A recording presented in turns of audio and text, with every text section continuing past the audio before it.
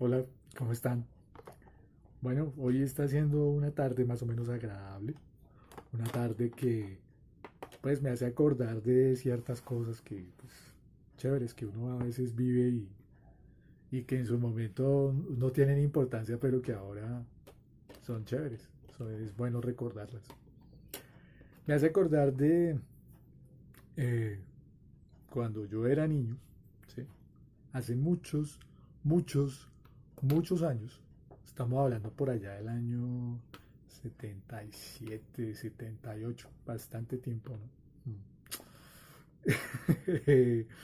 Pues en esa época eh, nosotros teníamos, obviamente como todas las familias, teníamos un televisor. El televisor, ¿qué pasaba? El televisor en esa época no era un aparato como ahora que perfectamente puede hallarse en cualquier habitación de cualquier casa, ¿cierto? Es decir, que en cualquier casa o apartamento puede haber dos, tres, cuatro televisores y no pasa nada.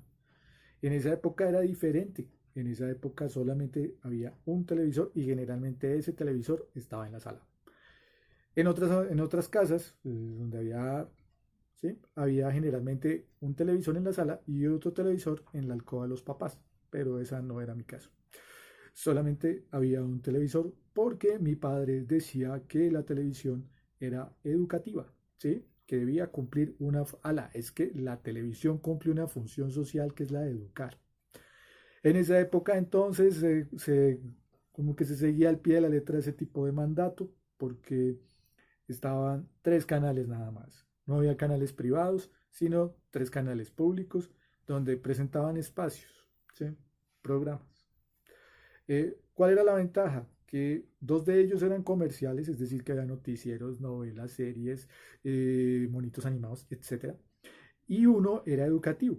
Entonces, el educativo era un poco un tris aburrido, pues para un niño como yo, un poquito, un tris inquieto, pues era un poco aburrido. Pero bueno, entonces resulta que, pues en mi casa existía, pues obviamente el televisor no era nuevo, entonces su señal era regular.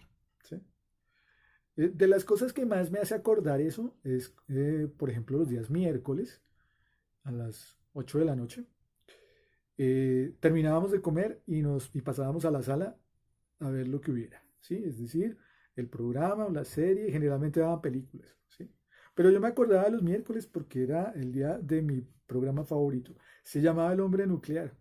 En inglés se llamaba The $6 Million Man, ¿sí? Algo así. Que hablaba de un tipo que costaba 6 millones de dólares, imagínense.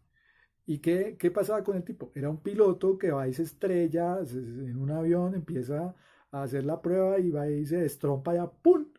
Y el tipo pierde un ojo, pierde un brazo, pierde las dos piernas y el tipo queda pues ahí. Y entonces llega una agencia ultra secreta del gobierno ultra maligno de Estados Unidos y dice, ajá, te vamos a poner partes biónicas para que tú puedas tener más superfuerza, correr más rápido y ver más lejos, pero a cambio tienes que trabajar para nosotros y esclavizar a las repúblicas que estén en contra del capitalismo. No, cierto que no. Bueno, en fin, entonces el tipo sí hacía misiones secretas y estaban los enemigos y entonces los enemigos le disparaban y él como era tan rápido, entonces llegaba y ¡tum! En todas les daba sus muñequeras y en todos los capítulos, ¡pum! Les ganaba. Y entonces era un superhéroe. Esta serie fue tan importante que eso generó inclusive cómics, generó otra serie que se llamó La Mujer Biónica, era igual, un brazo, las dos piernas y el oído. Entonces ella oía hasta lo que no debía oír. Y un perro que era el perro biónico que se llamaba Max, y el perro pues tenía sus brazos y sus piernas biónicos, tenía el olfato biónico, tenía, bueno, en esa época no había necesidad de olfato biónico, pues con esto de la droga y estas cosas, no, nada de eso, sino el olfato biónico, entonces podía oler comida de perro fina a 2 kilómetros, ¿sí? No, tampoco. Pero sí, cosas así. Y bueno, esa serie fue muy popular, pero entonces pues como eh, prácticamente el que ejercía la autoridad en mi casa era mi padre, ¿sí? Entonces en mi casa se hacía lo que él decía. ¿Sí? Y una de esas cosas era que él ponía el programa que quería y nadie tenía derecho a discutir. Hay de aquel que intentara siquiera pararse a cambiar el canal. Eso era prohibido, eso no se podía, eso era terrible. Entonces, pues nada, nosotros al principio felices viendo el hombre nuclear. Y entonces llegábamos, como lo daban los miércoles, llegábamos al colegio los jueves y con los amigos, uy, se vio el hombre nuclear anoche, uy, sí, tan chévere, qué bueno, mire que le dio al no sé qué y qué tan chévere cuando corrió y que no sé qué. Eso era como hablar, no sé ahora de qué, no sé, algo muy importante, sí, algo de una serie, yo creo que Dark, ¿cierto? Como una cosa de que, oh, que la tercera temporada de Dark y que no sé qué, creo que era algo parecido. Entonces, todos los jueves ya se sabía que en el descanso, fútbol y en el otro descansito que teníamos, se nos poníamos a hablar del hombre nuclear o a la entrada del colegio mientras tocaban el timbre. Entonces, nada. Pero, ¿qué pasaba con mi padre? Mi padre se cansaba rápido de ese tipo de series. Llegaba y decía, ala, qué serie tan aburrida. ¿Me haces un favor? Vas y cambias el canal. Y cuando eso era terrible, porque cuando estábamos en lo mejor de la serie, él pedía que se cambiara el canal. Tocaba cambiarlo. Y generalmente en el otro lado estaban dando algo educativo. En esa época salió una serie que se llamó Raíces, basado en un libro y que hablaba de la esclavitud en Estados Unidos. Ay, María, era un poco pesado y más para un niño inquieto como yo. Entonces era muy triste. Pero Dios nunca desampara a sus borrachos. En esa época, mi abuelo había acabado de fallecer y mi abuela se fue a vivir a mi casa. Entonces ella llevó su televisor. Y entonces me iba a la habitación de mi abuela, que sí estaba viendo el hombre nuclear, y me iba a ver allá televisión. Entonces, pues mi papá quedaba así como medio enojado, pero bueno, ahí se lo aguantaba. Entonces, ¿qué sucedió? Sucedió que un día el televisor de la casa se dañó. Eran unos televisores que eran llamados de tubos, que entonces el tubo era una cosa así como un bombillo y reemplazaba lo que se llama ahora un circuito integrado, ¿sí? Que eso es como lo que ahora se maneja en los electrodomésticos, ¿no? En esa época no se dañaba y se botaba, ¿no? Sino se llamaba al técnico y el técnico lo cambiaba, entonces le cambiaba algunos tubos, pero entonces el técnico era amigo de mi papá y entonces decía, ala, qué pena contigo, ala, pero es que ya el televisor no da más. Ese tubo que se le dañó no se le puede cambiar. Entonces mi papá, no puede ser, eso quiere decir que nos quedamos sin televisión. Y pues mi mamá, mi hija, imagínate que nos quedamos sin televisión. Qué embarrada. Entonces, ¿qué sucedió? Mi abuelita, que era un alma noble, lo máximo de la vida, era una mujer increíblemente generosa y tenía muchísimas cualidades, no porque fuera mi abuela, sino porque en realidad las tenía, dijo, ala, no te preocupes, yo paso el televisor a la sala para que los muchachos puedan ver televisión. Y, ¡oh! ¿Cómo te agradezco, ala? ¿Qué detalle? Muchísimas gracias. Entonces a los muchachos les tocó ir hasta la habitación de la abuelita, llevar el pequeñísimo televisor hasta la sala e instalarlo. Obviamente, nosotros no podíamos ver el hombre nuclear. Terminábamos viendo Raíces porque a mi papá le encantaba.